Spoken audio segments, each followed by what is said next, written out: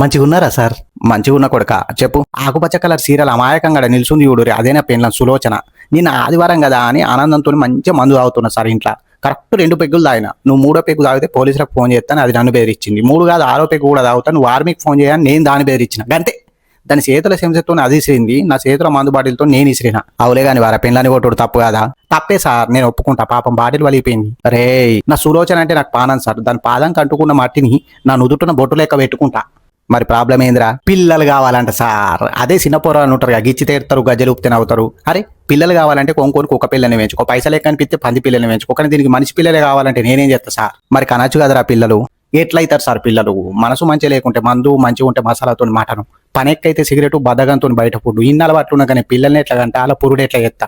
ఇక మీరే చెప్పాలి సార్ దీనికి పరిష్కారం. సేమ్ నీ పిల్లల ప్రాబ్లం ఇంకొక అతనికి కూడా వచ్చిందిరా.